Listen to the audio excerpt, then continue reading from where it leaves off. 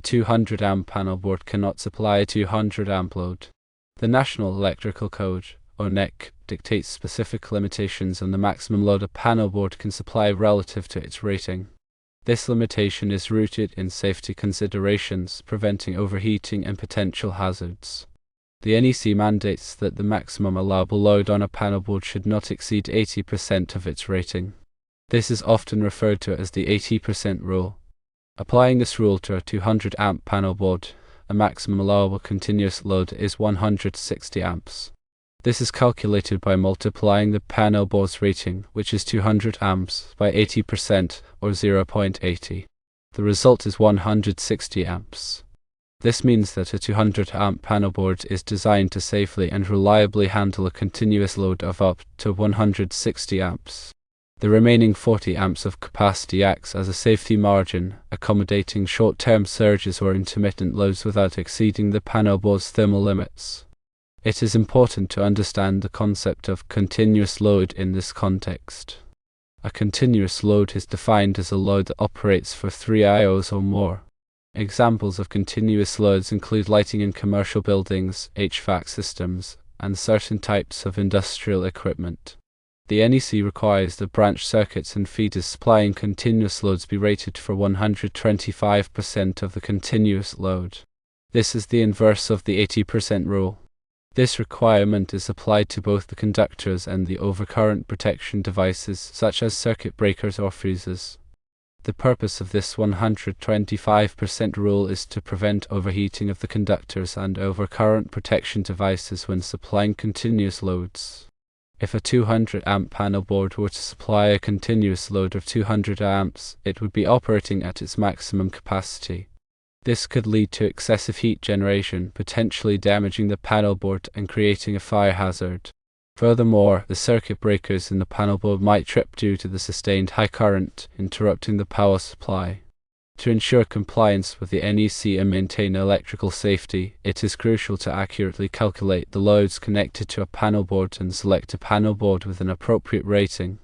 The load calculation should take into account all connected loads, including both continuous and non-continuous loads. The total calculated load should not exceed 80% of the panel board's rating. In situations where the calculated load approaches or exceeds the 80% limit, a larger panel board should be selected to provide adequate capacity and ensure safe operation. The NEC provides detailed guidelines and formulas for performing load calculations. These guidelines take into account various factors such as the type of occupancy, the size of the building, and the types of loads connected. Consulting the NEC and seeking guidance from a qualified electrical professional are essential for accurate load calculations and proper panel board selection. In summary, the 80% rule is a fundamental principle in electrical design and installation. It is essential for ensuring the safe and reliable operation of panel boards and other electrical equipment. By adhering to this rule, the risk of overheating, equipment damage, and fire hazards can be significantly reduced. When designing or installing electrical systems, always consult the NEC and other applicable codes and standards to ensure compliance and safety.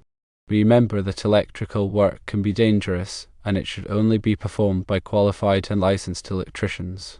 Ignoring this and other rules will result in catastrophic failures and possibly death. Firstly, consider the purpose of the panel board. Panel boards serve as distribution points for electrical power within a building. They receive power from the main service entrance and distribute it to various branch circuits that supply lighting, receptacles, and equipment.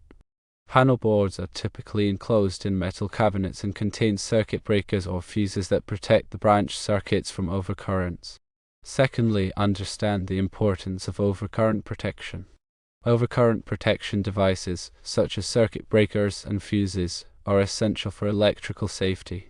They are designed to interrupt the flow of current in a circuit when the current exceeds a predetermined level.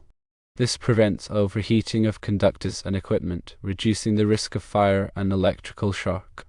Thirdly, recognize the role of the National Electrical Code.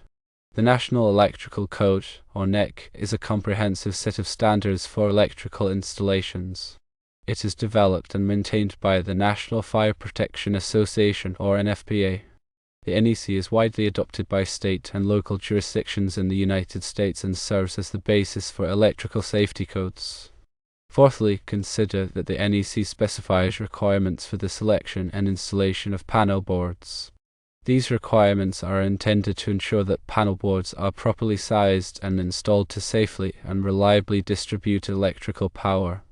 The NEC addresses various aspects of panel board design and installation, including the ampacity of conductors, the rating of overcurrent protection devices, and the grounding and bonding of the panel board enclosure.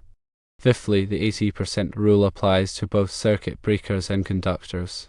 Not only must the load on a panel board not exceed 80% of the panel board's rating, but also the load on any individual circuit breaker within the panel board must not exceed 80% of the circuit breaker's rating if it is a continuous load. The same rule applies to the conductors feeding the panel board and the individual branch circuits. Sixthly, consider the impact of voltage drop. Voltage drop is the reduction in voltage that occurs along a conductor due to the conductor's resistance. Excessive voltage drop can cause equipment to malfunction and reduce the efficiency of electrical systems. The NEC specifies limits for voltage drop in branch circuits and feeders. When designing electrical systems, it is important to select conductors with sufficient size to minimize voltage drop and ensure proper equipment operation. Seventhly, be aware of the different types of panel boards. Panel boards are available in various types and configurations, including lighting and appliance panel boards, power panel boards, and distribution panel boards. Lighting and appliance panel boards are typically used in residential and commercial buildings to supply lighting and small appliances. Power panel boards are used to supply larger loads, such as motors and HVAC equipment. Distribution panel boards are used to distribute power to multiple panel boards or other loads. Eighthly, understand the importance of proper grounding and bonding. Grounding and bonding are essential for electrical safety. Grounding provides a path for fault current to flow back to the source, allowing the overcurrent protection device to trip and energize the circuit. Bonding connects whole metal parts of the electrical system together, creating a low impedance path for fault current. Proper grounding and bonding minimize the risk of electrical shock and equipment damage. Ninthly, know the requirements for working space around panel boards. The NEC specifies minimum working space requirements around panel boards to provide safe access for electricians to perform maintenance and repairs. The working space must be clear of obstructions and provide adequate headroom. The depth of the working space depends on the voltage of the panel board and the presence of exposed live parts. Tenthly, be aware of the labeling requirements for panel boards. The NEC requires that panel boards be clearly labeled to identify the circuits they supply. The label should indicate the circuit number, the description of the load served, and the size of the overcurrent protection device. Proper labeling makes it easier to identify and troubleshoot circuits, improving safety and efficiency. A 200 amp panel board cannot supply a 200 amp continuous load due to the NEC 80% rule. This rule limits the continuous load on a panel board to 80% of its rating to prevent overheating and ensure electrical safety.